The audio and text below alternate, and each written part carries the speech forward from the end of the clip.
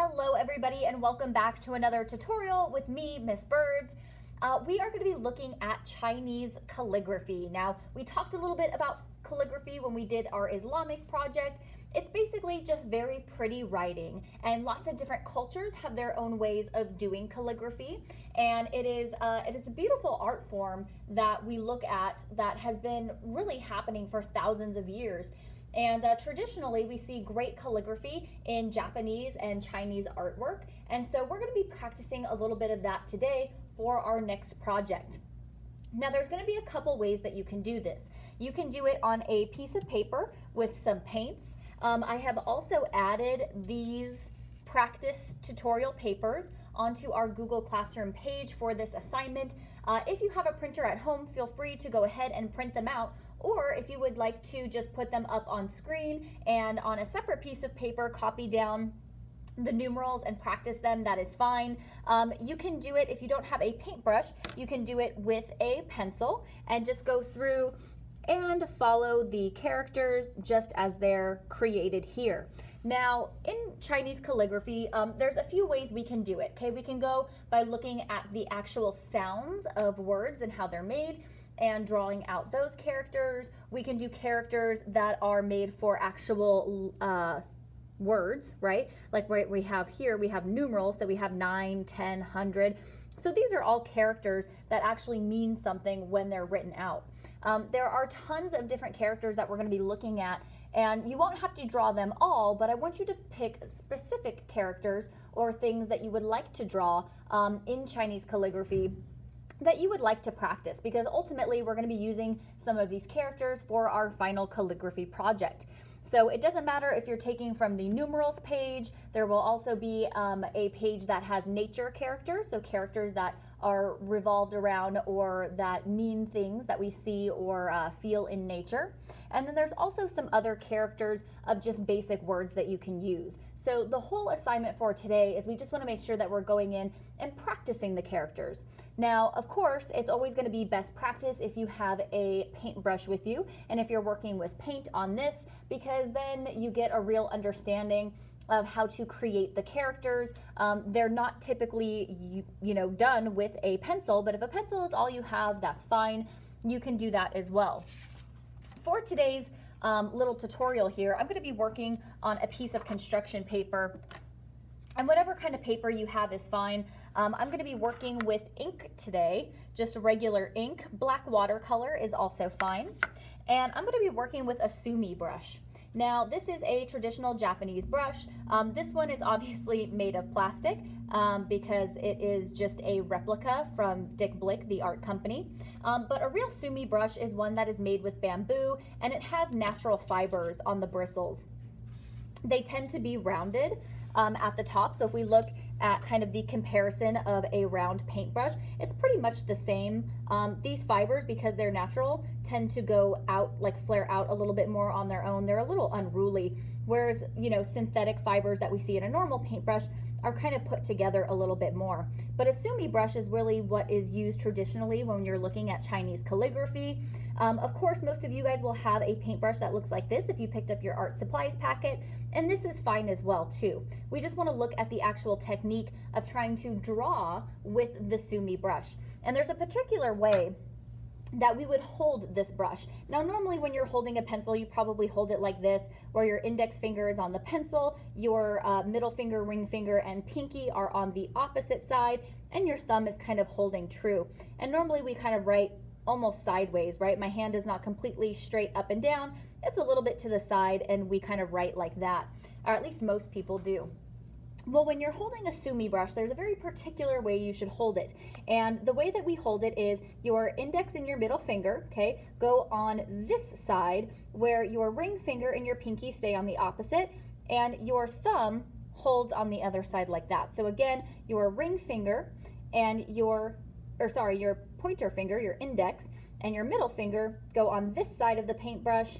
Your ring finger, which is this finger here, and your pinky go on the opposite side to kind of hold the brush, and then our thumb there. Okay, so, and also whenever you're holding brush like this, when you're doing calligraphy, not only do we want to hold it this particular way, but we also want to make sure that we're going straight up and down with our brush. I'm not angling my brush, but I'm making sure that it's going straight up and down. That way I can kind of make the characters as I need to. That's going to give you a lot more control when you're trying to do wider parts of the character and then also thinner parts of the character. And we talked about this a little bit when we did our paintbrushing technique about pushing down more when you want a thicker line and bringing the paintbrush up a little bit towards the tip to get those thinner lines. And so really we call calligraphy an art form because it takes a lot of technique, it takes a lot of practice, and it takes a lot of patience. Okay, so it is an art form in itself, even though most people think it's just writing. So we're going to go through and practice some characters here. I'm just going to be looking at my characters from my numerals section here, and I'm just going to start with 9 right now. And so I'm going to take a little bit of my ink, making sure that I'm holding my brush the correct way. And you'll see when you're using the Sumi brush, the fibers that are kind of a little unruly come together. And I'm just going to start holding my brush straight up and down, creating that larger stroke and coming down a little bit. So again, it's all about the pressure that you're kind of putting onto the brush. It's kind of a little hard to see here. I'm going straight up and down.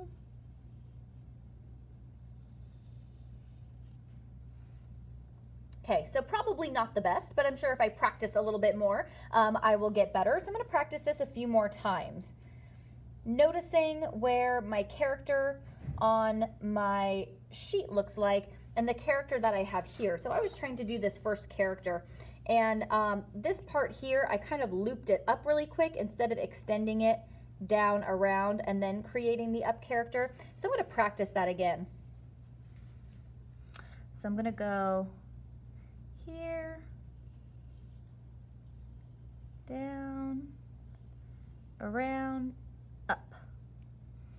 Okay, so lots of practice. So I want you to find at least 5 characters, okay? It can be from either the numeral sheet, it could be from the nature sheet, or any other one of the characters that you see. But I want you to pick at least 5, and I want you to attempt to draw them or paint the characters using your paintbrush at least 3 times. So you'll have a total of 15. Okay, they can be any one of the characters that you'd like.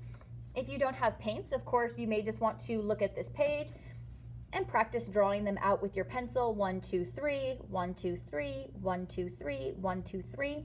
And I would find characters that you really like. Okay, so maybe the number 9 doesn't really relate to you. It's not your favorite number, you know, that's fine. But pick a character that you may want to redraw or include in a future project. I would stick with characters that maybe are a little simpler at first. 9, 10, 1,000. Those are generally pretty easy characters. Once we get into the ones that are 10,000, 100 million, trillion, those are a little bit more ornate and detailed. And you can go ahead and do them if you'd like. It may take a little bit of extra time, but I want you to practice the technique. Okay, we're just starting with practicing the technique here. Lifting up our paintbrush, putting our paintbrush down, holding the paintbrush properly. Remember, our index and our ring finger, or sorry, our index and our middle finger on one side, our ring finger and our pinky on the other side, and our thumb up top, and really having control with that brush here. Looking at where we need to hold the brush down more. I really need to practice. So while I sit here and practice, I want you guys to find characters that you can practice. Remember, you're looking for 5 characters, and you're going to practice each one at least 3 times. Now, some of you guys may find that even after the 3rd time, like myself, I really don't like the way it looks. I know that I need to do it some more. So continue to practice. Remember, do not forget the position that we hold our brush or our pencil in, making sure that it is completely over the paper, not turned sideways. And practice applying that pressure to make the wider spots, and then taking the pencil up, or the pen up off the paper, paintbrush I should say, to make those thinner lines as well. So go ahead and practice that, and that will be your assignment for today. You can go ahead, take a picture of your work, and upload it to our Google Classroom assignment.